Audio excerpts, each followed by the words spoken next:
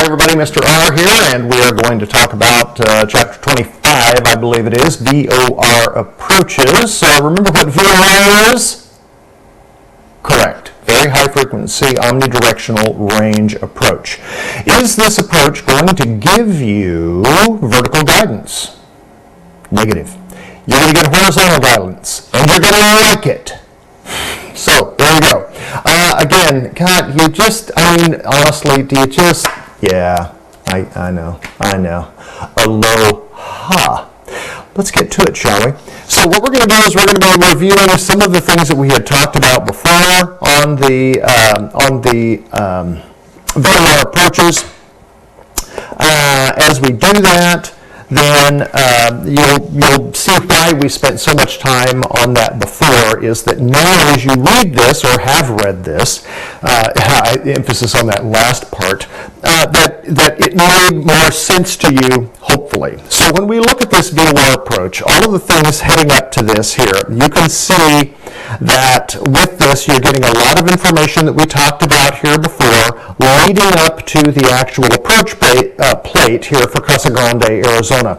So when you look at this, you're basically getting the textual version of what your brief should have looked like when you did this. So what I'm going to attempt to do here is I'm going to attempt to pull this chart up and look at it sort of here in sections, because God, this silly thing is it's not loading the way that I want it to load, but hopefully I can still kind of make it work here. That's not at all what I wanted to do. Stand by.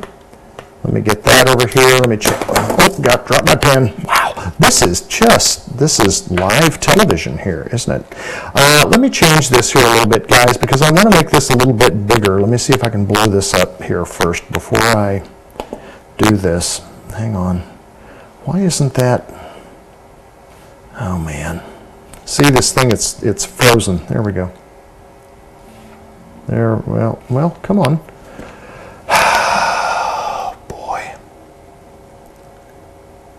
Boy. Hang on. No. Come on. Fit width. And I don't know why this is not getting larger. Well, you're just going to have to follow along in your books here, guys. I don't know what to tell you here. This thing was supposed to blow up, and I don't know why I'm not able to get that done.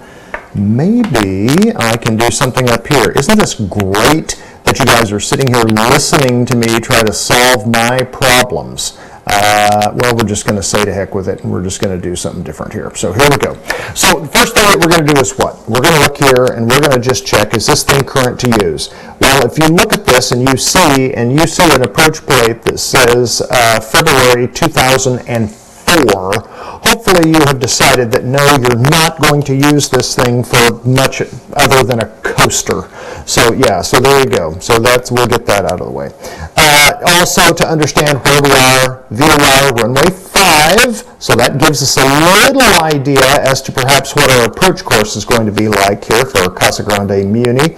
Then we go over here and we look at this. Here's where we're going to identify our VOR here, the station itself. We know that that's going to be 114.8. We don't know the name of it yet, but that's okay.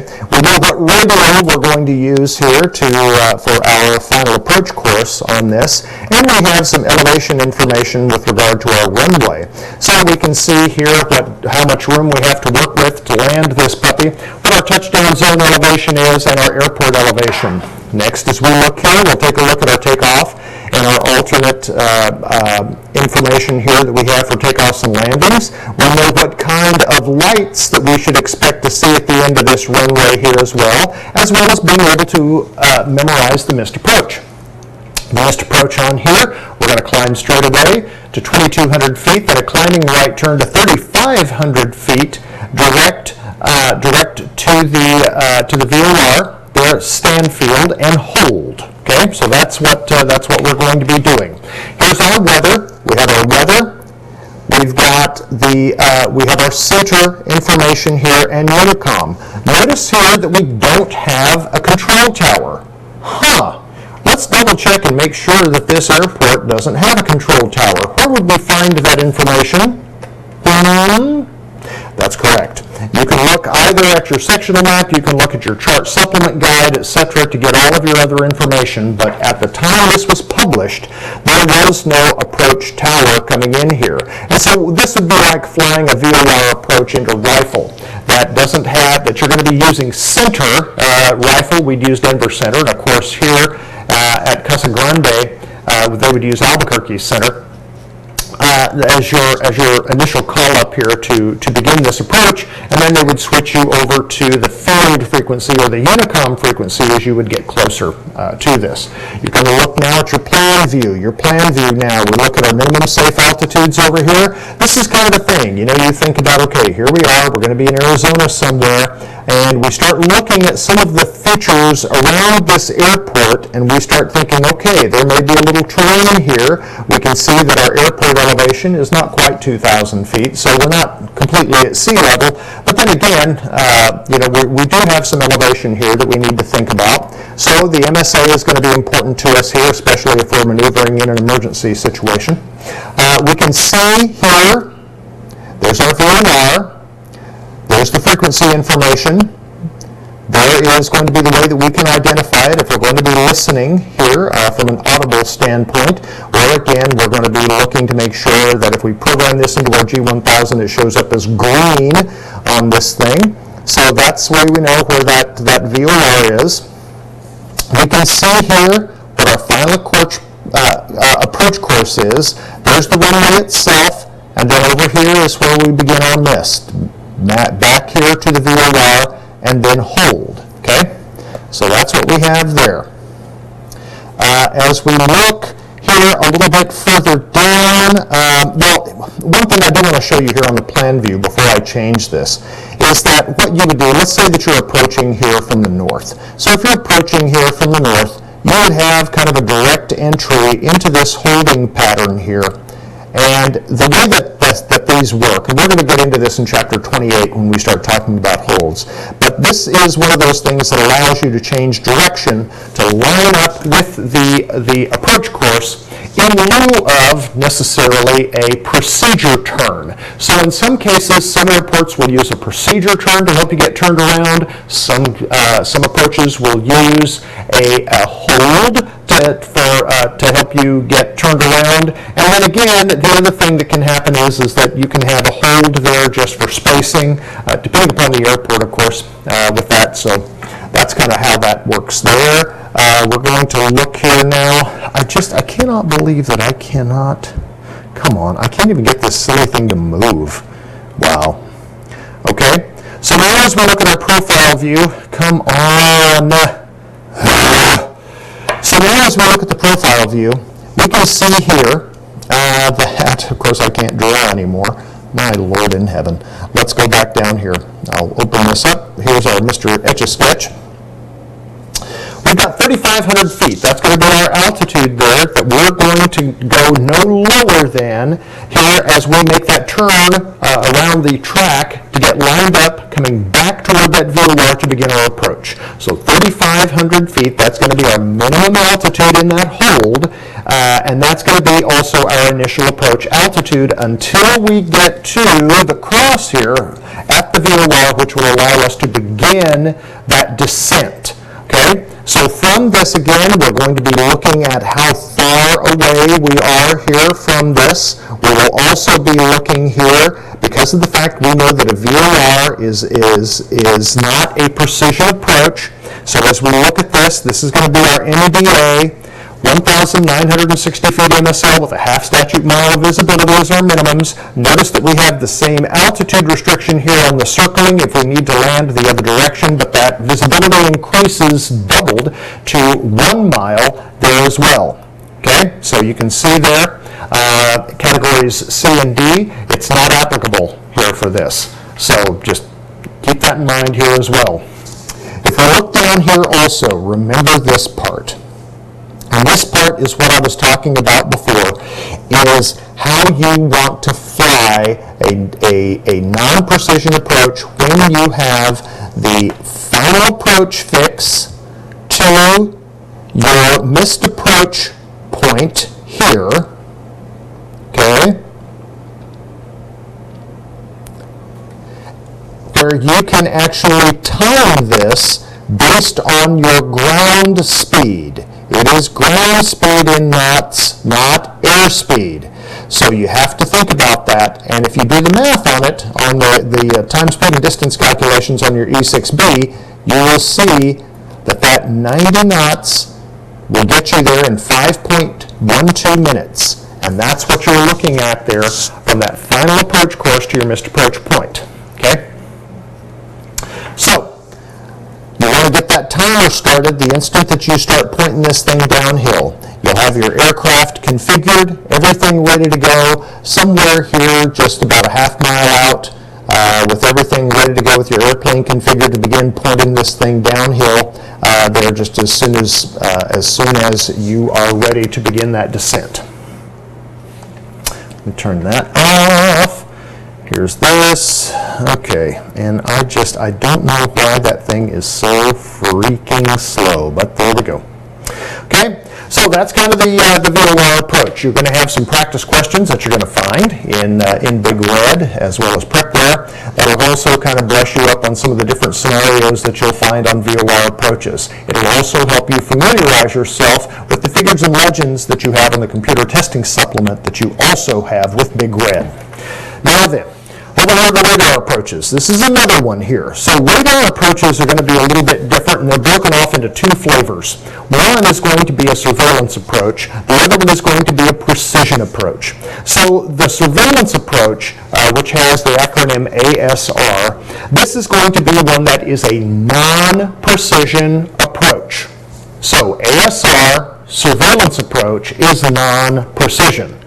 However, the precision approach, or the PAR, is just that. It is a precision radar approach.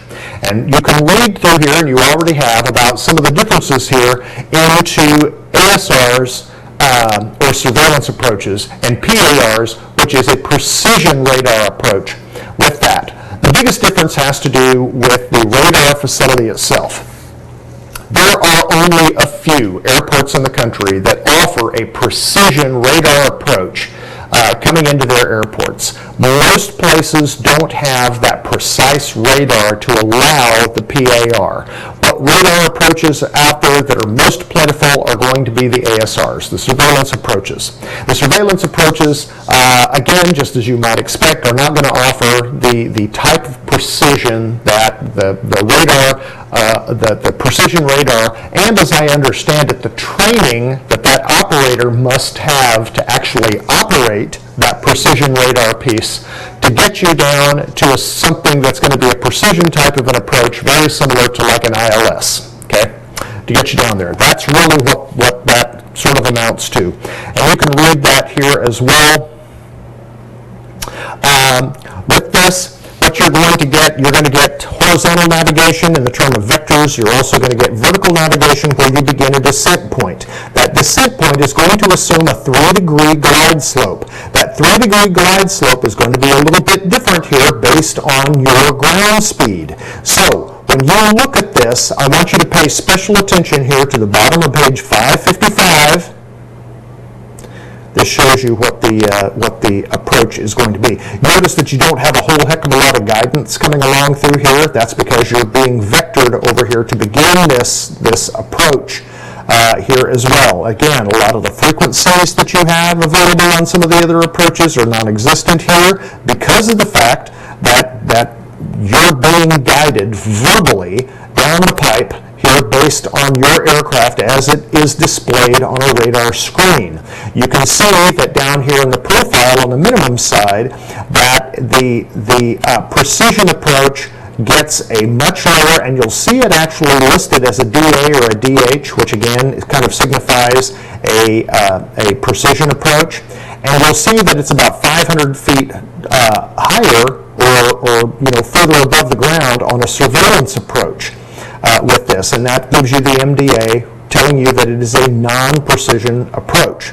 So if you look at this, it also gives you some of the circle to land minima here, telling you that a circle to land is not authorized south of that runway. So they do not want you south of that field. You can see runway 8 and 26 is kind of oriented east and west. They don't want you maneuvering south of the field. It will give you that information here in your minimums, and you can read this here as well as to kind of what the missed approach procedures are on those. So what they do is that you are you are responsible for maintaining that feet per minute descent, and that's what you're going to see displayed on your VSI based on your ground speed and as you're coming down from the beginning of your descent, when they tell you what they want you to do and how far it's going to be. So as you look at this, this shows what a 3-degree glide slope or a 3-degree descent is going to look like. It gives you the math on this here as well. Now you'll notice here that when you look at that feet per minute to feet per nautical mile guide that you have at the beginning of your approach plates, this again is where you're going to see that. They implement that 1 in 20 rule. And you think about, okay, you have a 3-degree glide slope in like 60 seconds with this thing, and you look at that as 3 degrees, etc. So if you think about what that's going to look like, is that 3 degrees at 60, ground speed of 60, that's going to give you 300 feet per minute. So that part works out kind of okay. If your ground speed is 120, let's say with that, then that's going to be, then 600 feet per minute is going to be your descent. If it's 90, which is kind of the recommendations ground speed wise for the Diamond, then with that you're going to be looking at 450 feet per minute, will give you approximately that 3-degree glide slope that you need coming down the hypotenuse there to land on this surveillance or a precision approach, the ASR or the PAR. So you can look at that and see those here, and they also break that out for you here also and kind of walk you through the math on these here as well as we look at this. So you can see here, well, yeah, here, exactly, is just what I just said. Isn't that great? So here we go, and this tells you what that looks like here based on what your ground speed is. And again, remember, the only way you can measure that is going to be off ground speed, not airspeed.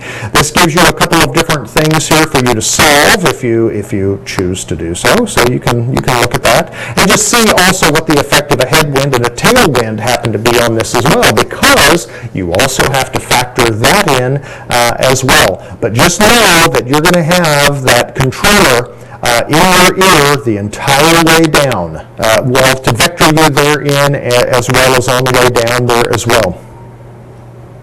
So here we are flying the surveillance approach. Remember that it's going to be an MDA for like a non-precision approach, and you're going to have a missed approach point that is also going to be defined by the controller in a lot of cases. If it's not a published missed, then the controller will give that to you, and it's some of the things that you have to write down and be prepared for. That's kind of what it just talked about. The controller will tell you when to begin your descent down to the MDA. And then that's when you point the airplane down. You have to have the airplane configured, lights on, flaps set, power set, everything ready to go. Your pre-landing checklist has already been done. And all you need to do now is lower the nose and adjust your power as necessary to hold that ground speed that you have figured to hold that 3-degree glide slope. With that, I recommend in the Diamonds a ground speed of 90 knots. The precision approaches, this, as I said before, this is going to allow you something down to a DA or a DH, which again indicates a lower altitude, something closer to the ground, very much akin to an ILS. It is a precision procedure, and there are only a few of these in the country. There aren't very many out there at all. And in fact, I don't know how many that they're going to be as all of these things become replaced, as they get replaced, I should say, with GPS LPV approaches, which we'll get into here a little bit later.